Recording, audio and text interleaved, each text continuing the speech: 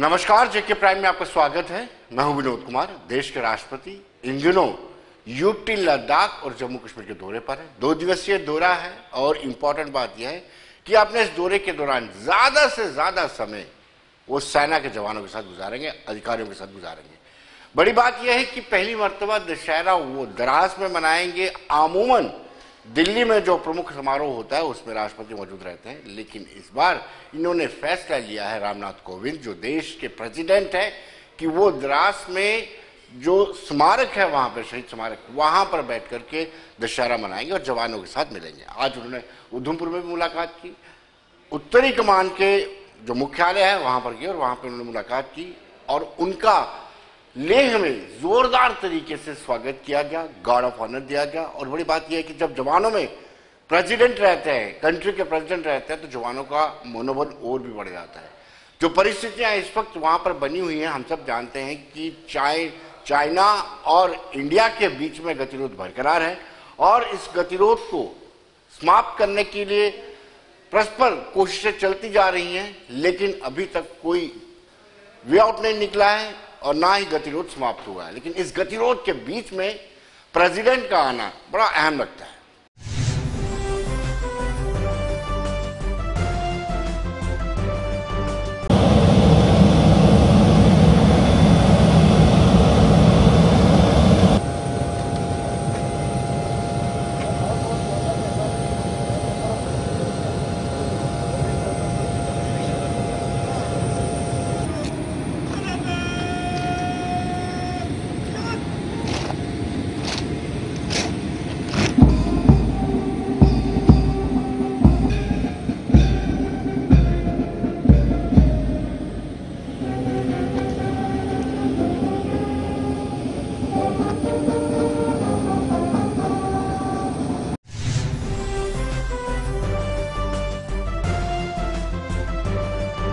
दर्शकों, सीमा सुरक्षा बल के दायरे इख्तियार को बढ़ा दिया गया है। मिनिस्ट्री ऑफ होम अफेयर ने यह फैसला लिया है, 15 किलोमीटर से बढ़ा करके 50 किलोमीटर कर दिया गया है।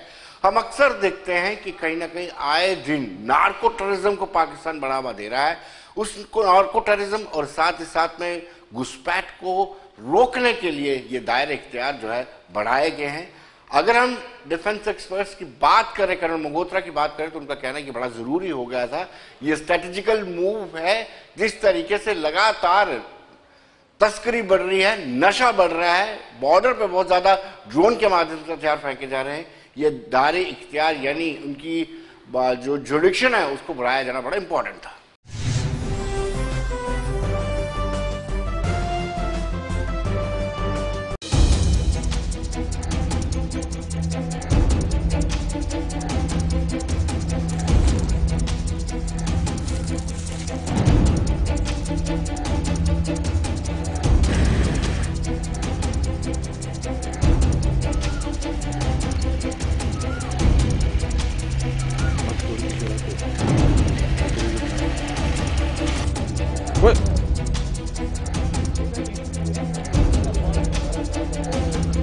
बड़ा अच्छा सवाल पूछा ये बीएसएफ के बारे में कि बीएसएफ को जो 35 किलोमीटर इनसाइड पेरीमीटर्स के ऊपर जो पावर्स दी गई हैं, एडिशनल पावर, कि वो लोग सर्च कर सकते हैं, देख सकते हैं।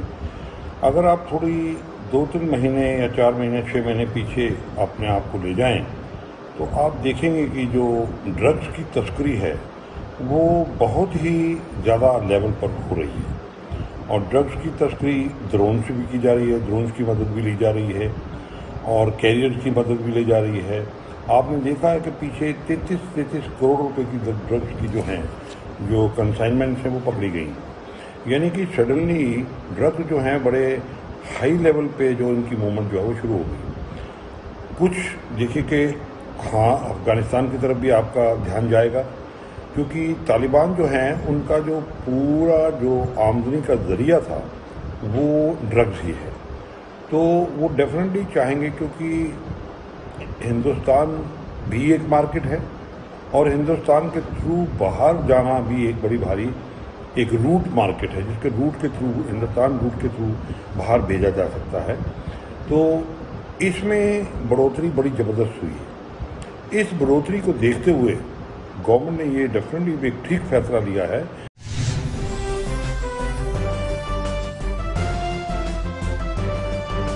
दर्शकों, retired colonel S S Pathania से भी हमने बातचीत की और उनका भी ये कहना है कि जिस तरीके से अफगानिस्तान तालिबान के हालात बने हुए हैं और चाइना और पाकिस्तान लगातार नॉक करता आ रहा है, ऐसे में ये करना बड़ा लाजमी था। मिनिस्ट्री ऑफ होम अफेयर ने बड़ा सोच समझ के, बड़े विवेक से ये फैसला लिया है।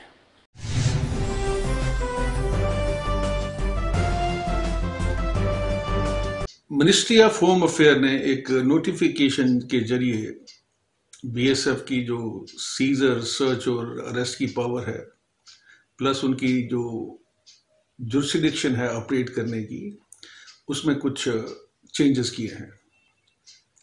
जहाँ तक हमारी जम्मू कश्मीर, यूटी और लद्दाख का सवाल है, उसके अंदर पूरा एरिया उनके पास है विदाउट एनी लिमिटेशन। और जहाँ तक हम बात करते हैं आसाम, वेस्ट बंगाल और पंजाब मेनली, उसके अंदर वो जो जुरिसडिक्शन की लिमिट थी इंटरनेशनल बॉर्डर से 15 किलोमीटर से बढ़ा के 50 किलोमीटर कर दी गई है। राजस्थान में कोई चेंज नहीं है, गुजरात में 80 से 50 कर दी गई है और ईस्टर्न जो स्टेट्स हैं हमारी, वहाँ भी कोई चेंज नहीं है। बीएसएफ के तकरीबन 2,65,000 सोल्जर्स जो हैं वो हमारी आईबी और कहीं कहीं पे एलओसी को गार्ड कर रहे हैं। अभी जो सिचुएशन उभर के सामने आ रही है हमारे दो पड़ोसी देशों से, that is China and Pakistan, things are not looking all that good. Taliban सरकार का अफगानिस्तान में आना has further emboldened the Pakistan and China.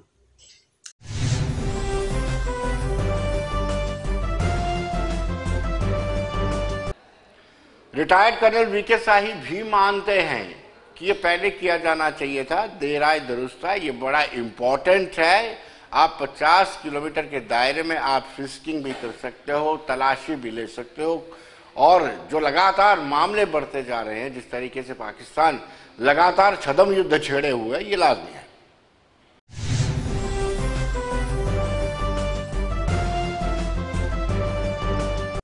पिछले कुछ समय में दहशतगर्दी की बढ़ती हुई गतिविधियां, इनोसेंट लोगों पर अटैक, सिलेक्टिव किलिंग्स वैली में कदर बढ़ी और कुछ बयानात जो कश्मीर के लोकल लीडर्स ने दिए, जो शुरू में ऐसा लगा कि इन चीज़ों को बढ़ावा देना चाहते हैं। कोई कहता है पाकिस्तान से बात करो, कोई कहता है दहशतगर्दों से बात करो, कोई कहता है कि वहाँ डेमोग्राफी चेंज हो रही है। मतलब वो कश्मीरी भाई जो कि कश्मीर से अंडर प्रेशर निकाल दिए गए थे, बेगैरत बेइज्जत औरतों को करके और कत्ल करके और जुल्म करके, वो घर में वापस आए तो कश्मीर की डेमोग्राफी बदली होती है। तो ऐसे चंद बयानात और उसके बाद जो वाक़े होते रहे हैं, उसके बाद पाकिस्तान की तरफ से भी जो सीज़ फायर था वो फीका पड़ता जा रहा है। और जो सुरनकोट में वाक़या हुआ जिसमें हमारे 5 जाबाज एक जेसीओ को शामिल करके शहीद हुए, दुखद घटनाएं थी। मेरे ख्याल में ये सब चीज़ों ने मिलकर जो सॉफ्ट ऑप्शन थे भाईचारे से समझाने के, उनको एक तरह से एक एज पर लाकर ख़त्म कर दिया है। और अब वक्त आ गया था जबकि भारत सरकार को कुछ सख्त कदम उठाने की ज़रूरत थी, और उसी में एक कदम है कि अब बीएसएफ को इजाज़त दे दी गई है।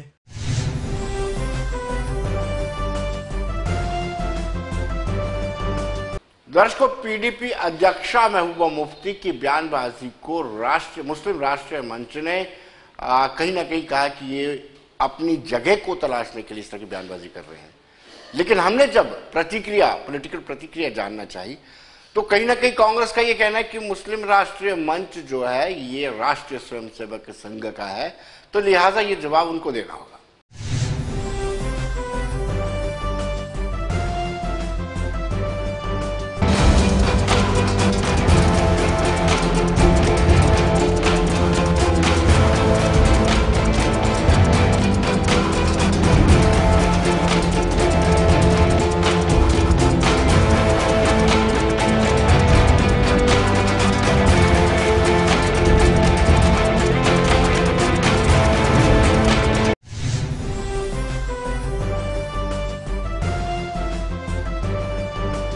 देखिए, राष्ट्रीय स्वयंसेवक संघ मुस्लिम मोर्चा जो है वो आरएसएस का ही विंग है, इंटरेक्टिव है, और देश की सत्ता उनके पास है, इसलिए क्यों नहीं कानूनी कार्रवाई करते उनके पास। इसलिए कानून भी उनके हाथ में है, बाकी वो अपना डिफेंड अपने आप को करेंगे। लेकिन आरएसएस देश की हुकूमत चला रही है। आज भाजपा की माता तो मेंटर तो आरएसएस की है, तो अगर वो ये कहते हैं तो उनको कंट्रोल क्यों नहीं करते? देश में बतेरे कानून है, इसलिए वो तो आरएसएस तय करती है, तो उनको तय करना चाहिए। उसके लिए हमें क्यों पूछते हैं? ये बयान यूपी चुनाव को देख के लगाए जाते हैं, और लोगों को याद होना चाहिए कि 2014 के चुनाव से पहले प्रधानमंत्री मोदी जी ने खुद क्या प्रचार किया था जम्मू कश्मीर। उनका खुद का चेहरा दोहरा है, और 67 दिन के बाद उसी बाप बेटी की पार्टी के साथ सरकार बनाई, जिसके खिलाफ वोट मांगते रहे, और ये कह करके मांगते रहे कि बाप बेटी के रोकने के लिए, बाप बेटे को रोकने के लिए हमको वोट दो। फिर किस मुंह के साथ उनके साथ सत्ता में बैठे, और 6 साल के लिए उनको सत्ता लेके दे दी। 3 साल का मुख्यमंत्री भी नहीं मान सके जम्मू के लिए, अपने लिए, कि भारतीय जनता पार्टी के लिए। और फिर जब वो ये बयान देती रही कि बुरहान वानी या उस पर विवादित, तो इनके डिप्टी सीएम और ये भारतीय जनता पार्टी उनका बचाव करती रही और उनका समर्थन करती रही।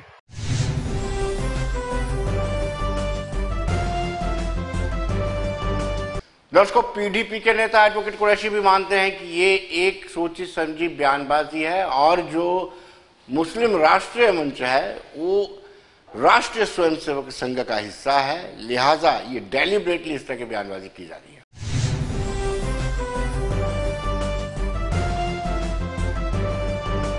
जो पीडीपी लीडरशिप और उनके खिलाफ है, मोहतरमा महबूबा मुफ्ती जी के खिलाफ है, मैं उस बयान को हैवियत नहीं देता, क्योंकि राष्ट्रीय मुस्लिम मंच जो है ना वो बीजेपी का एक ऑफशूट है। और इस वक्त अगर कोई सवाल पूछना चाहिए जो जम्मू एंड कश्मीर के हालात हैं, वो तो बनता है मिनिस्ट्री ऑफ होम अफेयर और होम मिनिस्टर साहब से पूछना चाहिए। 5 अगस्त 2019 के बाद अगर Jammu and Kashmir direct control में है गवर्नमेंट ऑफ इंडिया के और मिनिस्ट्री ऑफ होम अफेयर के डायरेक्ट कंट्रोल में, क्योंकि state of Jammu and Kashmir को यूटी में तब्दील करके 5 अगस्त 2019 के बाद डायरेक्ट कंट्रोल में ले लिया गया है आईनी तौर पर। तो आज इस तरह के सवाल मैं समझता हूं ये एक पॉलिटिकल कंजम्पशन के लिए और अपनी रिस्पांसिबिलिटी को शिफ्ट करने के लिए और अपना फेलियर को शिफ्ट करने के लिए बयान दिलवाए जाते हैं इनोसेंट लोगों से, जो जिन लोगों को आईनी तकनीक की बातों का पता नहीं। मुझे यहां तक भी लगता है कि ये जो लखीमपुर का जो मामला बना या जिस तरह गवर्नमेंट का फेलियर यूपी के में हो रहा है, उसको शिफ्ट करने के लिए जम्मू एंड कश्मीर के कुछ हालात ऐसे ही जाहिर करके उन पर हाइपर क्रिएट की जा रही है।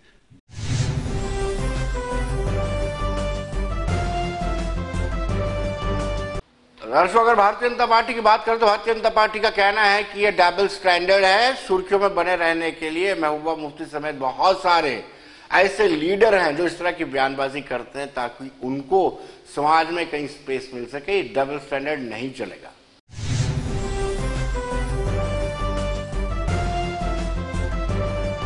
देखिए, मुस्लिम राष्ट्रीय मंच एक देशभक्तों का टोला है, एक ऐसा समूह है जो एक मिथ सी बन चुकी है कि देश का हर मुसलमान जो है देश का गद्दार है। उसको बदलने का वो जो बेहतरीन प्रयास कर रहे हैं, यकीनन हर मुसलमान के कैरेक्टर और सोच पे शक नहीं किया जा सकता, लेकिन अफसोस ये लगता है कि कुछ मुसलमानों के नेता ऐसे हैं, जब वो बयान देते हैं, जब वो हरकतें करते हैं, तो यकीनन लगता है कि अगर इनकी राह पे बाकी भी मुसलमान चल पड़े तो उनको अपने आप को सफेद पोस्ट डिक्लेयर करना या साबित करना मुश्किल हो जाएगा। और यकीनन महबूबा मुफ्ती और ओवैसीउद्दीन जैसे लोग जो हैं वो देश के लिए नासूर बन चुके हैं, और ये लोग बाकी मुस्लिम समाज को भी गुमराह करने का प्रयास करते हैं, चाहे वो आंध्र प्रदेश का मुसलमान हो, चाहे वो जम्मू कश्मीर का मुसलमान हो, या फिर उत्तर प्रदेश के अंदर भी मुसलमानों को जो बरगलाने का प्रयास ये लोग करते हैं। यकीनन उससे इस कौम की कहीं ना कहीं क्रेडिबिलिटी पे सवाल निशान उठता है। अलबत्ता अगर इसके बारे में कोई जानकारी कहीं से आई है तो यकीनन मुझे लगता है कि महबूबा मुफ्ती और ओवैसीउद्दीन लोगों की जैसे लोगों की हिंदुस्तान में कोई जगह नहीं है। यकीनन ये बदकिस्मती से कि हिंदुस्तानी पैदा हुए हैं, इनका जो रक्त है, इनका जो खून है वो पाकिस्तान के लिए दौड़ता है और इनको हिंदुस्तान छोड़ देना चाहिए। ये पाकिस्तान में जाएं और वहां जाके देखें इनकी वो क्या दुर्दशा करते हैं, फिर इनको पता लगेगा कि पाकिस्तान में रह रहा मुसलमान सुरक्षित है या हिंदुस्तान में रह रहा मुसलमान सुरक्षित है।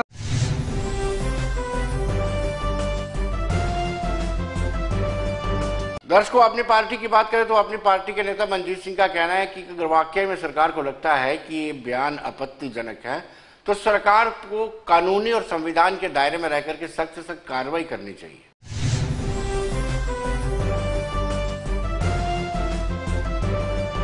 देखिए, मैं समझता हूं कि ये जो बयान है ये किस संदर्भ में उन्होंने दिया है, क्यों दिया है, इसकी मैं कह सकता। बट एक बात तो मैं ये समझूंगा कि देश में देश के साथ जो गद्दारी करते हैं, जो देश के खिलाफ चलते हैं, तो उनको तो कोसना जो है वो कोई भी पॉलिटिकल पार्टी का जो सदस्य होगा वो जरूर ये कहेगा कि देश को तोड़ने के प्रति जो ये बात की जाती है, ऐसी बात नहीं होनी चाहिए। आपने ये कहा कि इन्होंने मिलकर सरकार बनाई, ये बिल्कुल ठीक है। नॉर्थ पोल और साउथ पोल इकट्ठे हुए, साबित हुआ कि दोनों सदा के लालची थे।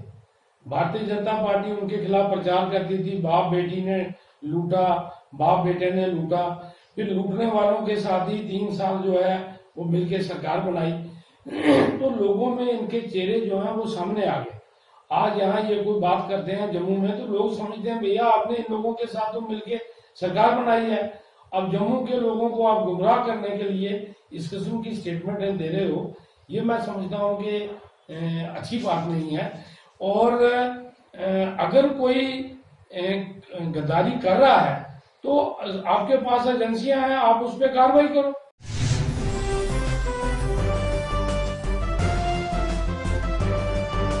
दर्शकों, अवामी नेशनल कॉन्फ्रेंस के चीफ मुजफ्फर शाह भी बयानबाजी करके अपने आप को सुर्खियों में रखना चाहते हैं।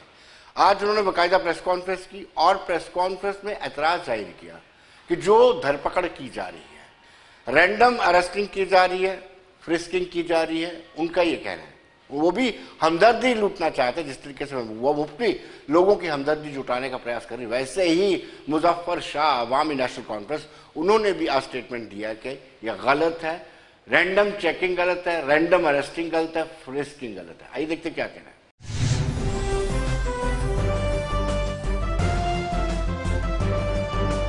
और आजकल उसकी आड़ में क्या किया जा रहा है, आज आप जो बहुत ही अहम मुद्दा है, आप रैंडम अरेस्ट कर रहे हैं। करीबन 1000 से ऊपर जो मेरी फिगर्स हमको बताई जा रही हैं, it is more than 1000 people, बच्चे हमारे, बुजुर्ग, जवान, उनको शक की बिना पर उठाया जा रहा है कि भाई ये शायद ये मुलव्वस हैं किसी न किसी तरीके से मिलिटेंसी में।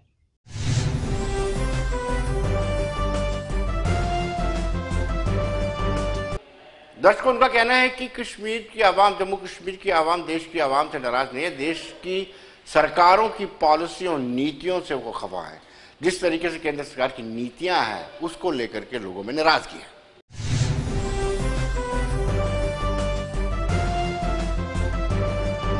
मेरा सवाल ऑनरेबल प्राइम मिनिस्टर से यही है, होम मिनिस्टर से है, डायरेक्टर जनरल पुलिस से है, हमारे लेफ्टिनेंट गवर्नर मनोज सिन्हा जी से है कि अगर आप लोगों को मालूम है, आपके पास इंटेलिजेंस इनपुट है कि ये 1000, 1500, 2000 यहाँ के नौजवान, बच्चे, बुजुर्ग किसी तरीके से मिलिटेंसी में शामिल हैं, so what were you doing till now?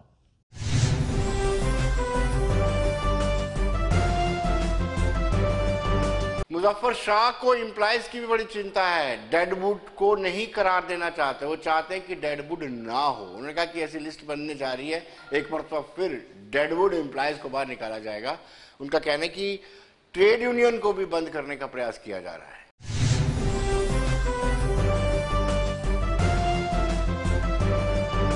उनको 28 साल का और 48 ईयर्स का जो आपने ये बनाया है रेशो, क्या आपको डेडवुड करार दिया जा सकता है? कोई भी डीसी, कोई भी एसपी, कोई भी एसडीएम, कोई भी तहसीलदार एक आदमी को जो 48 ईयर्स में वो अपने अब रिटायरमेंट के बारे में सोचने लगता है, उसको आप कहते हो कि आप डेडवुड हो गए। अरे भाई, जो आप लोग एम्प्लॉइज को डेडवुड इशू सर्टिफिकेट कर रहे हैं, क्या मैं आपको यह कह सकता हूं कि हमारे सामने में तो जो आप ये डेडवुड सर्टिफिकेट इशू करने वाले लोग हैं, maximum of you are yourselves deadwood. आप किस तरह कर रहे हैं ये?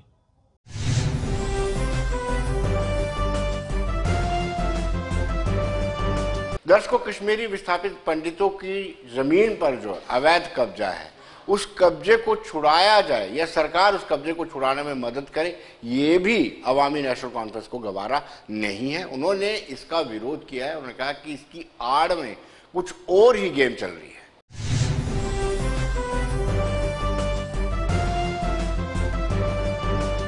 हमारा आजकल एक नया यहाँ पे एक मायूसी सी छाई हुई है हमारी पूरी सोसाइटी में। हमारे कुछ पंडित बरादरान अपनी जमीनें वापस लेने यहां आ रहे हैं। ठीक है, मेजॉरिटी कम्युनिटी आप लोगों के साथ खड़ी है।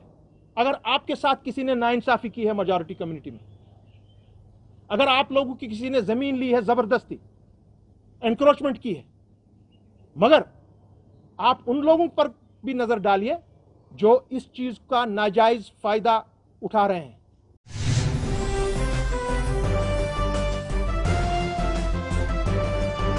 दर्शकों, हरदीप सिंह पुरी केंद्रीय मंत्री हैं। वो इन दिनों जम्मू कश्मीर के दौरे पर हैं और उन्होंने आज स्पष्ट कर दिया है कि मेट्रो को हरी झंडी, मेट्रो के प्रपोजल को अगले सप्ताह हरी झंडी मिल जाएगी। उन्होंने कहा कि 370 के कारण बहुत सारे प्रोजेक्ट लटके हुए थे, लेकिन 370 समाप्त होने के बाद, 35 से हटने के बाद जो विकास की रफ्तार है उसमें और तेजी आई है।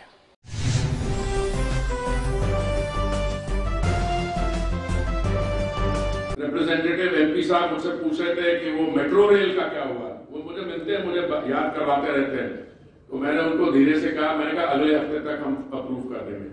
तो मैं कहना ये चाह रहा हूं कि जो राज्य इंटरेस्ट लेते हैं, आपके यहां समस्या थी 370 से पहले ना डिमांड आ रही थी, और अगर आ भी रही थी इंप्लीमेंट करने में, देखिए मैं आपको बताना चाहता हूं, लैंड स्टेट सब्जेक्ट है, चाहे वो उत्तर प्रदेश हो, महाराष्ट्र हो, यहां हो, हम सेंटर में योजना बना सकते हैं।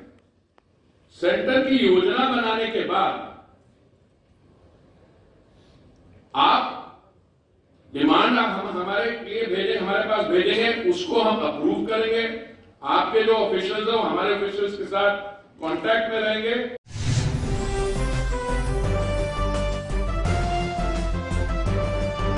दर्शकों, महानवमी की बात करेंगे तो वो आस्था के साथ, उल्लास के साथ मनाया गया। आज कंजक पूजन भी की गई।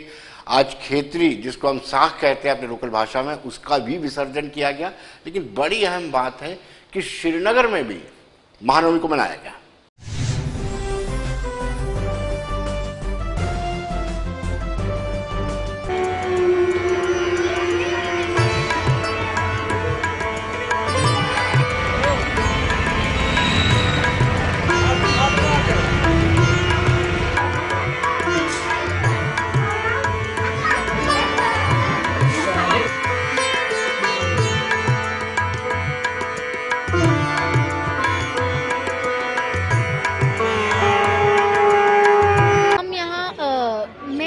ग्रैंडफादर, हमारी पूरी फैमिली 9 साल से यहाँ पूजा करने आते हैं शक्तिपीठ में। इस साल शक्तिपीठ बंद थी तो हम यहाँ पूजा कर रहे हैं। मुझे लगता है कि हमारी फैमिली पहले बहुत डरती थी कि अरे जाना है वहाँ पे, कैसे जाओगे, बट अब आई थिंक सबको ही थोड़ा सा रिलीव्ड है क्योंकि अटैक्स बहुत कम हुए हैं ज़्यादा। और पहले हमें पुलिस बंकर्स में घूमना पड़ता था इधर उधर, क्योंकि सबको हमेशा एक डर रहता था। अब वो डर थोड़ा कम हो गया है। हम ये नहीं बोल रहे हैं पूरा ख़त्म हो गया है, पर बहुत कम हो गया है। कश्मीर की हालात अभी काफ़ी अच्छे हैं, तो मेरे को तो लगता है कि उन्हें वापस आना चाहिए और कश्मीर में रहना चाहिए, क्योंकि कश्मीर इज़ नोन उनके पंडितों के लिए, उनके पूजा के लिए, उनके मंदिर्स के लिए। तो अगर वो ही चले जाएंगे तो फिर कश्मीर क्या बचेगा। पहले नवमी की हार्दिक शुभकामनाएं। आज इस महानवमी के अवसर पर हम अपनी साख माता को 9 दिन घर में रख के पूजा करके परवाहने के लिए आए हैं। यहाँ पे देव का पवित्र जो स्थान है, जहाँ पे काफ़ी श्रद्धालु जो हैं वो आए हुए हैं साख माता का विसर्जन करने के लिए। और हम यही प्रार्थना करते हैं माता रानी से कि हे माता रानी सबकी मनोकामनाएं पूरी करे और इसी तरह से जो है हम जो नवरात्रि का जो पावन पर्व है खुशी से मनाते रहें।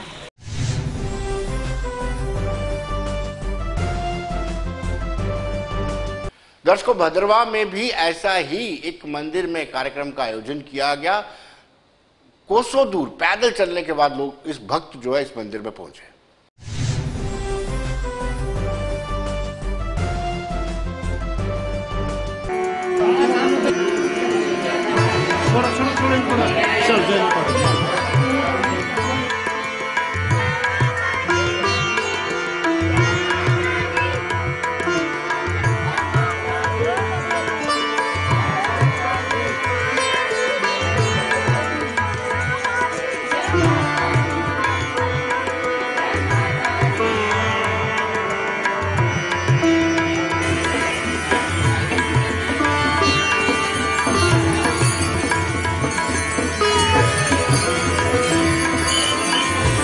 ये यात्राएं सर 500-600 साल से चल रही हैं, बहुत मुद्दे से। बहुत बनी बलौर है, सरसल है, डुडू बसंतगढ़ है, जैसे जम्मू के हैं, किश्तवाड़ के, भद्रवाह के हैं, पूरे जम्मू डिवीज़न के आदमी आते हैं। बांदल है, चंबा है, बरमौर के यहाँ पर आते हैं, मतलब उनकी कुल देवी यहाँ पर है। ये देखो मानता करते हैं, किसी को आंखों में कुछ हुआ तो माता को मानता करते हैं। हर किस्म की मुराद जो यहाँ पर पूरी होती है।